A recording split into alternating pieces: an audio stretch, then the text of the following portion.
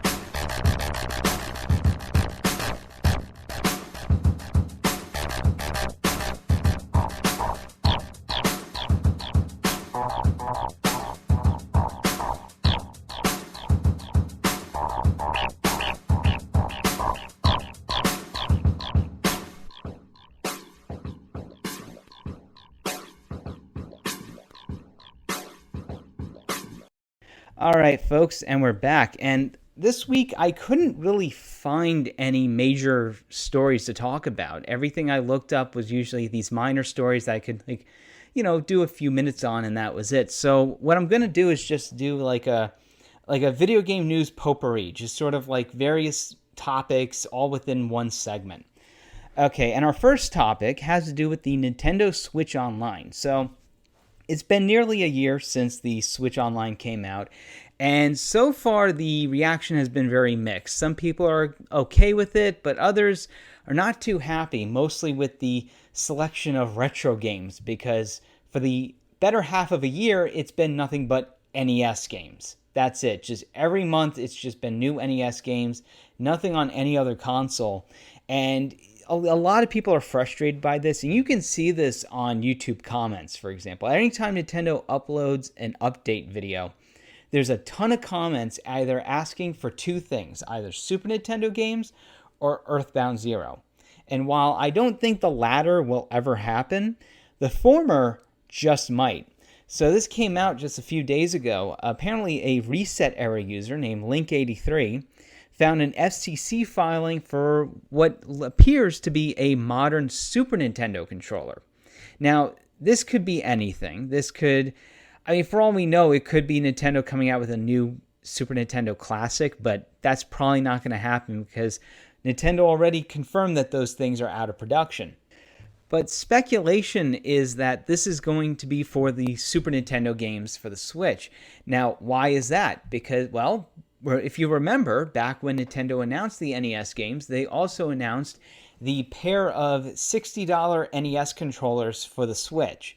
So many are thinking that, okay, Nintendo's going to do the same thing they did with NES games with Super Nintendo, and that they're going to release a Super Nintendo of Super Nintendo controllers for the Switch. I could definitely see that happening, but I'm not entirely sure. We just have to, wait and see. My motto when it comes to speculation is until it's confirmed, don't believe it. But you never know with Nintendo. When it comes to Super Nintendo games on the Switch, there's a ton that I think belong on the system. Stuff like Super Metroid, Mario World, Yoshi's Island, Star Fox, Donkey Kong Country, Link's Awakening, Chrono Trigger. That's just to name a few. If you've got any Super Nintendo games you'd love to see on the Switch, leave a comment below and all that kind of crap. Anyway, moving on to our next topic, has to deal with Power Stone. So for those who don't know what Power Stone is, it's a party fighting game that was a launch title for the Dreamcast in 1999. And it's actually a pretty fun game. It's like Smash Brothers, except it's not on a 2D plane, it's more in like a 3D arena, and you get to pick up items and throw them at enemies and collect gems to power yourself up. It's a really fun party game. And it only got one sequel on the Dreamcast, a OVA, and then a collection on the PSP, and nothing. After that, absolutely just, it's been dormant since. Except it's had a huge cult fan base that wishes and hopes for the series to return once more.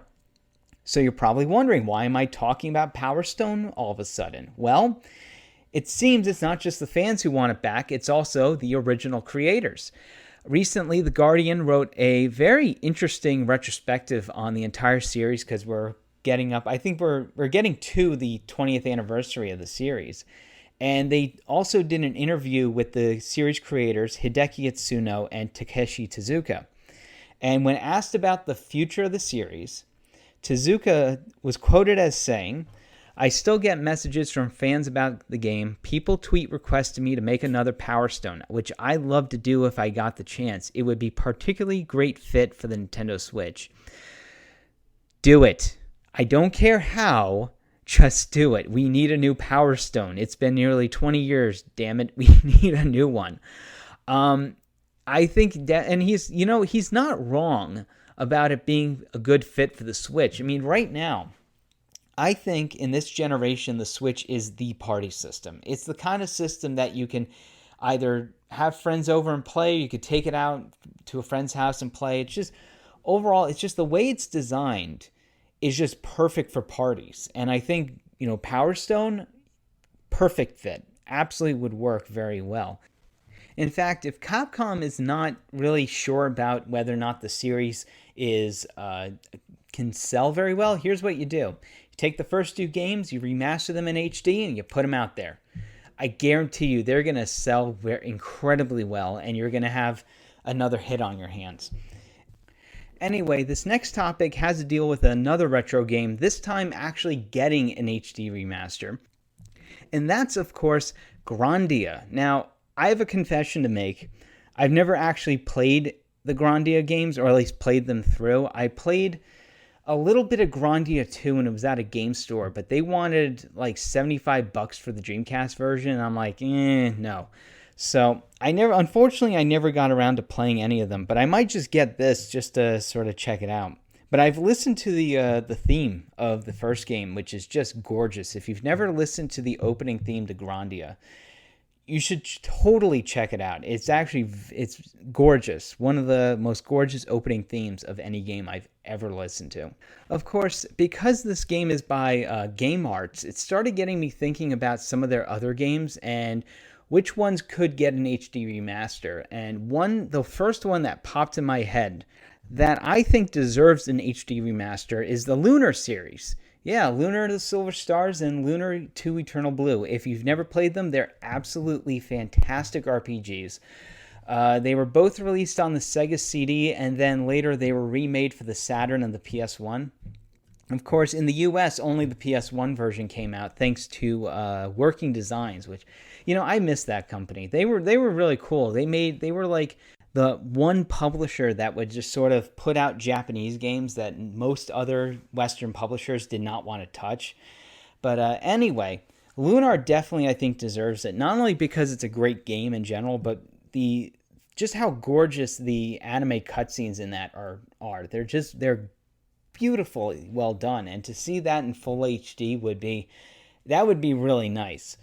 Another Game Arts game that I would love to see get an HD remaster, of course, is Sylphid, which was a spaceship shooter. I think it was released on PC in like the late 80s, and then it got a Sega CD release in America, and that's the version I have.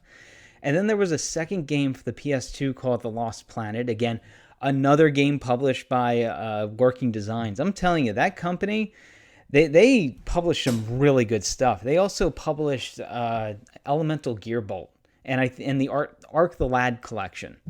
But it's good stuff. Overall, I'm really looking forward to other Game Arts games getting remasters, especially Lunar. That's a series that deserves it. I think it was Lunar the Silver Stars it got a remake on the PSP, but that was about it. They never did anything with the sequel, and it's a real shame.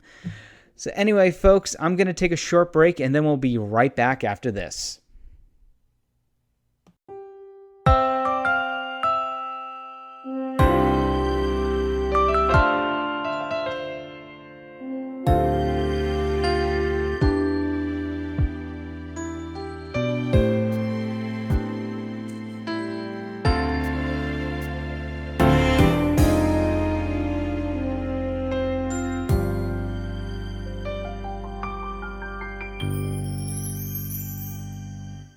Wishing on a dream that seems far off, hoping it will come today. Into the starlit night, foolish dreamers turn their gaze, waiting on a shooting star. But what if that star is not to come? Will our dreams fade to nothing until the horizon darkens most? We all need to believe there is hope. Is an angel watching closely over me? And can there be a guiding light I've yet to see? I know my heart will guide me, but there's a hole within my soul. What will fill this emptiness inside of me?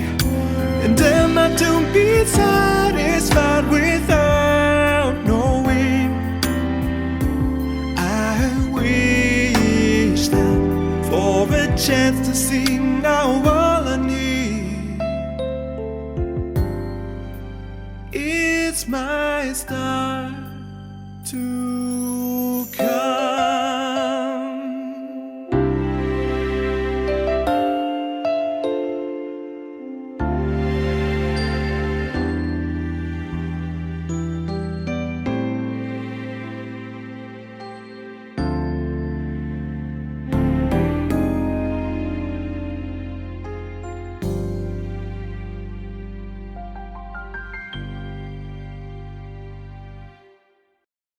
All right, folks, and we're back. And for this next topic, I want to talk about Doom for a little bit.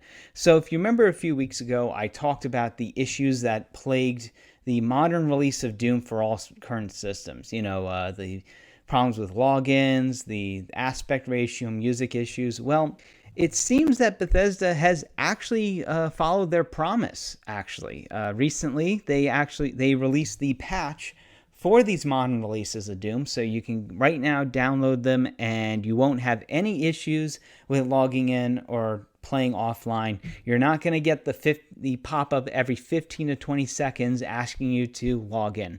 So that's all well and good. The downside to all this, however, is that they still haven't fixed the issue of the music and the aspect ratio. So I'm not sure when they're going to fix that. Hopefully they will, but you know, you never know with them. They just do whatever they please and take their sweet time with a lot of things. By the way, speaking of that last episode, there was something that I didn't know about until after I recorded it, but I thought that all three games were done by the same company. As it turns out, that's not true. Apparently, Doom 1 and 2 were handled by Nerve Software, who actually handled the 360 and PS3 versions of Doom 1 and 2. So it's kind of, it's strange. It's like you made it, you actually may put out a decent port and then you ruin it. It's like, how do you do that? How do you go from making a good port to making a bad port? I have no idea. But apparently Doom 3 was handled by Panic Button, and many of you may recognize that name because they've done some really good Switch ports. They did the port for Rocket League. They did the ports for Wolfenstein 2 and Doom. I think they also did the one for Wolfenstein Youngblood.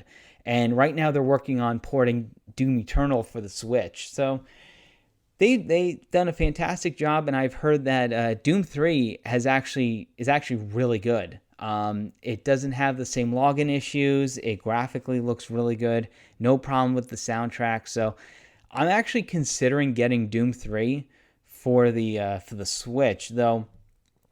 I'm gonna hold off on getting Doom 1 and 2 until they fix the problems with those, because it's like when I buy those games, I want them to work perfectly. I don't want to buy a broken game.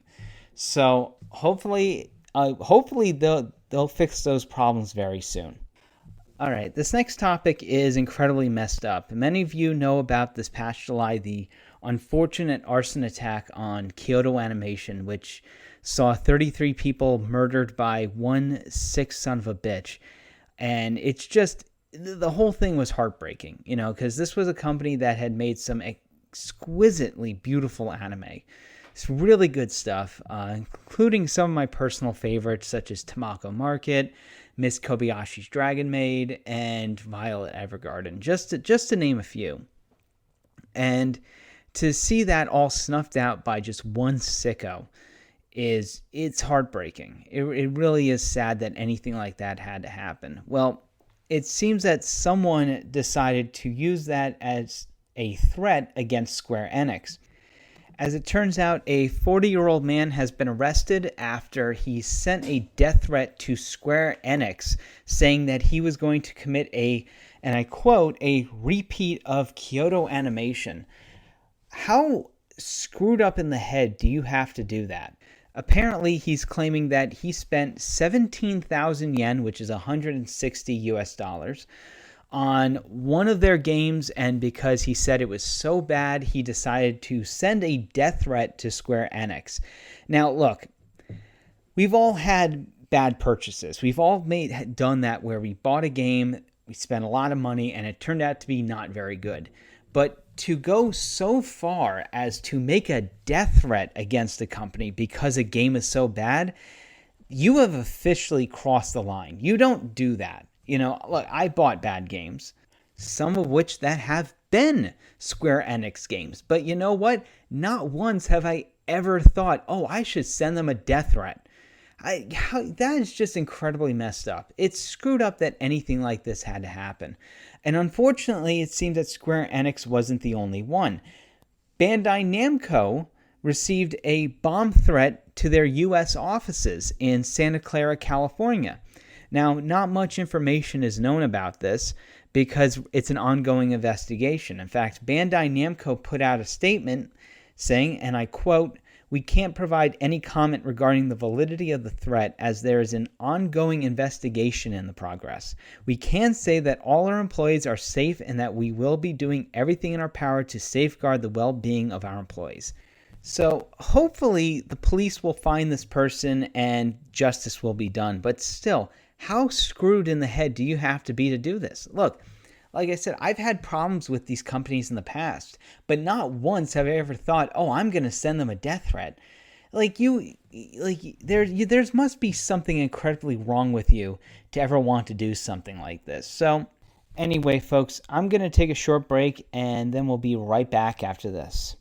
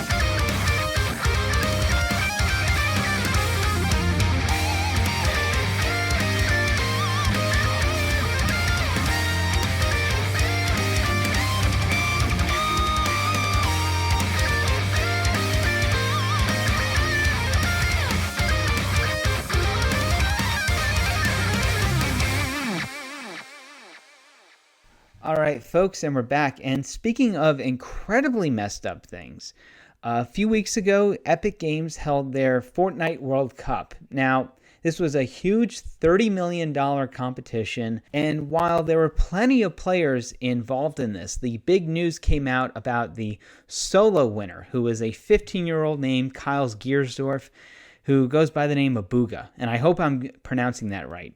And his prize was $3 million, which, damn kid, I wish I had that much money when I was 15 years old.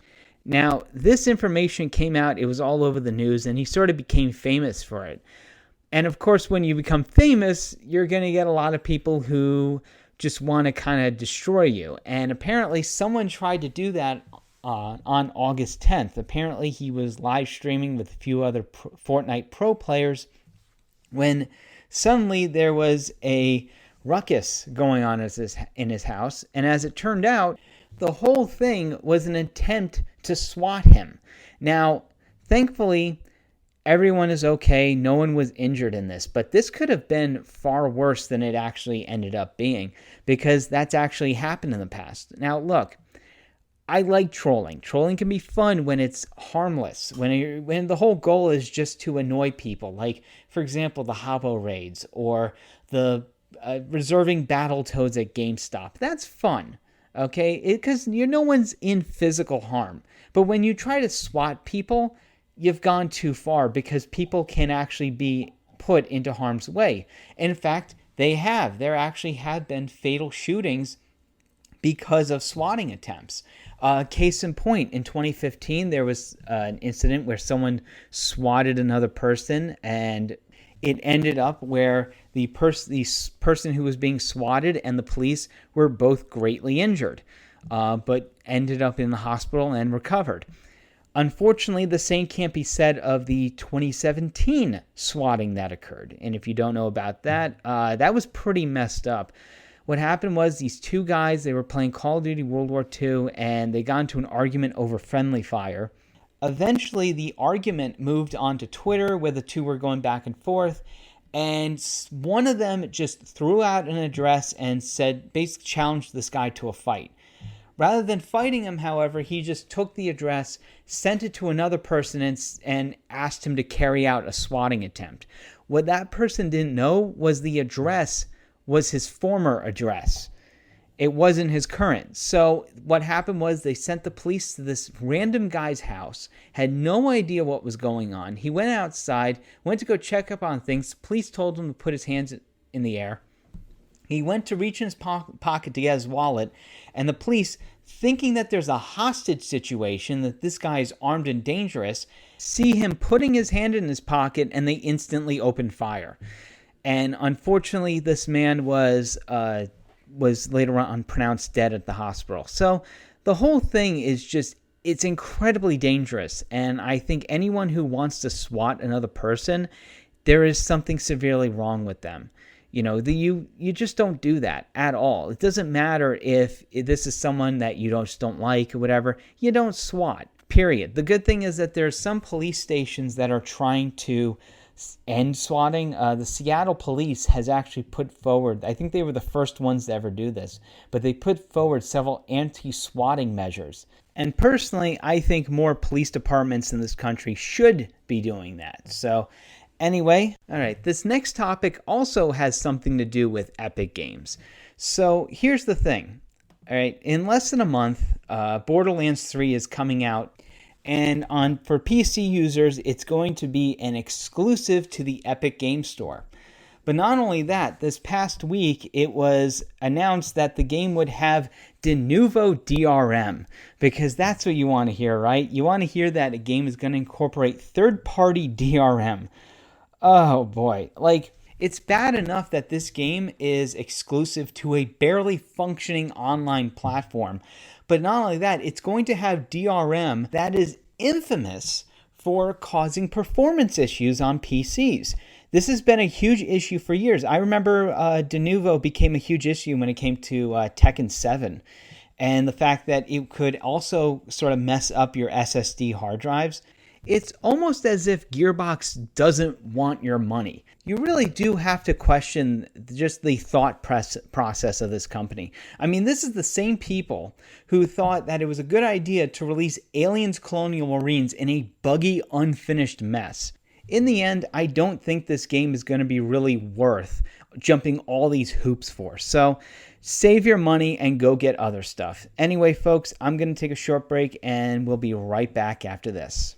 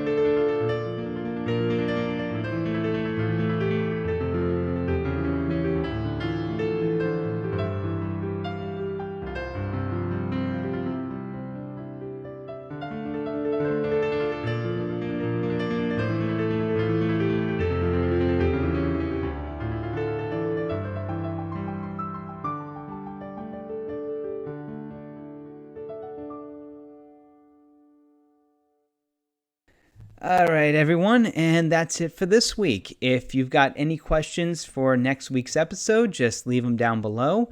You can also listen to the show many different ways. You can follow me on YouTube, BitChute, Dailymotion, and SoundCloud. Links in the description. You can also follow me on Twitter and Gab. Links will also be in the description. So that's it for this week. I want to thank you all for listening, and I'll see you all next time. Remember that video games will never die.